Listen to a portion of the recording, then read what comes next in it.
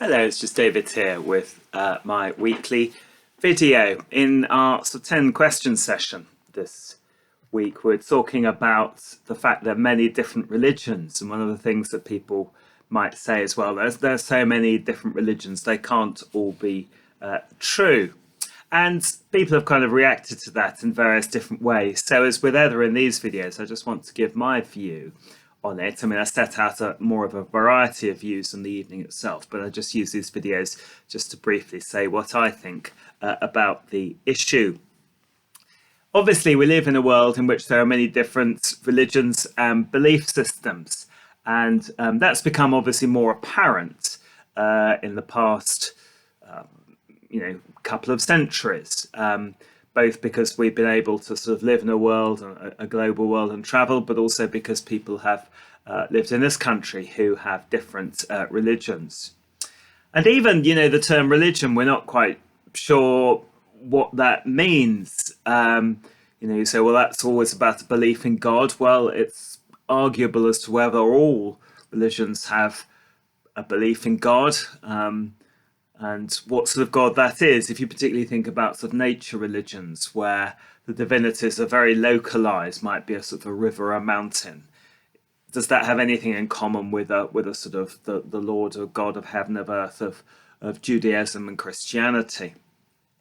And sometimes people differentiate between the great three monotheisms of Judaism, Christianity, and Islam, which do kind of share a kind of set of what you might call core beliefs, I suppose, with other different, more various religions or belief systems. So I think what I take from that is there is a great variety, and you can't deny, you can't. I think sometimes people want to say all religions are the same, and I think that's just wrong. I think often it's well intentioned. It's about wanting to understand one another and live together, etc. But actually, religions are different. We believe different things. You might say, therefore, well, is there a kind of ethical core? So, religions might express their belief in God in different ways, but, is there a core set of ethics that we all believe in? And I think sort of yes and no, really. I mean, I think you have to go a long way to find a religion which sort of justifies genocide or indiscriminate murder or rape or something, terrible things like that. But nonetheless, if you look at things like, even within the Christian church, issues about sexuality or the role of women, that there are differences and they have ethical implications. And I say that's important, isn't it? There's a much diversity within religions as there without, as it were. I mean, for instance, I may well sort of agree with a sort of fairly liberal Muslim or Jew about something, but disagree with my sort of fellow Christians. So, that's just how things are. So they are kind of different. And I think, people want to say, is Christianity true? Well, I think that's the problem, isn't it? I mean, there's a whole lot of stuff which makes up Christianity. It's like when people say to me, "Are you a Bible believing Christian?" Well, the Bible's a very, very big book. If by that do you mean I absolutely, literally agree with every single sentence and word of it, then no. Do I think it's the Christian scriptures which I study daily and week by week and base my preaching and kind of life upon? Then yes. I mean, so to say, is Christianity true, is Buddhism true, is, I think, not terribly helpful. I think also it is useful to say, well, that sometimes people say, that's the reason we sort of need science and modern thinking, because that gives you a single view of truth. I want to say, as a former scientist myself, I mean, this isn't true. And I think we could learn something from science. So science employs something called modeling or models. So you produce, because you have to express in human language things that are kind of beyond our ken, for instance, how the atom is made up. We produce sort of mathematical models to describe that. And we know they're not the thing itself.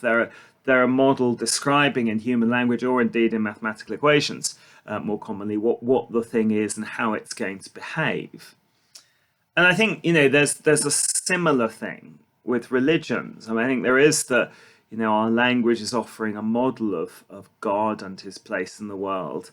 But in the end, all human language falls short. And actually, one of the worst things you can do, I think, in religion is become tied up particular vocabulary or a particular language or a set of technical terms, because sometimes they're helpful, but equally you need to know when to ditch them. Just like a good scientist will say, well, actually, that particular model, the relativistic model, the quantum model, isn't working here. Let's try something else to explain what's going on with the behaviour of this particular case. And I think also, Christianity and other religions have quite often why we resort to ritual. I think I know ritual is a kind of controversial term in religion, but all religions have it, even if it's very bland. I think often religion needs to withdraw from language and talking and just do something symbolic, ritual, and it can be 101 different things, but they're trying to the reason we're doing that is because we're constantly trying to express the inexpressible when we come to talk about God. So I do think, as I say, that religions are different. I don't think you can say, like John Hick, for instance, that they're just different ways up the mountain, or they're blind men discovering an elephant. I think there's a bit of that, but I don't think that kind of covers it all. I suppose in the end it comes down to two things, really. Firstly, that kind of ethical core I talked about. First of all, so if you like, in this life, can we live together? Does me being a Christian impinge on my Muslim and Jewish neighbours, or my atheist neighbours for that matter? Can we learn to basically, and what you might call, I suppose, the closest we've come is the sort of the liberal compact, which basically says, you can do what you like as long as it doesn't harm or annoy me. Same to me to you. And people knock that, but I suppose in a sense it's the best we can do, isn't it? And it is important we learn to live together. It's very much sort of, loving one's neighbour surely includes, respecting them and not wanting to do them harm or to annoy them or to irritate them in some way by, my antisocial behaviour. So yeah, I think probably, that's we do need to sort of an ethics which enables us to live together. But I think the most sort of striking thing for me is that arguments about different religions often sort of kind of end up about who's going to be saved, who's going to heaven when they die, to put it bluntly. And I wonder whether that's terribly helpful.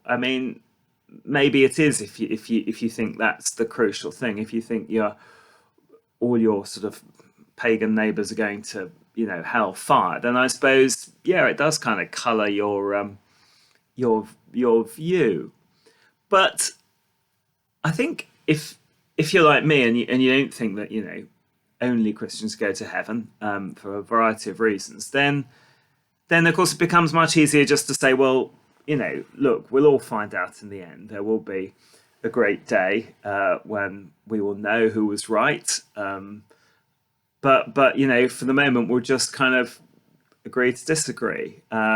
Maybe we'll know we're right, because when we're dead, that's the end of it. I don't.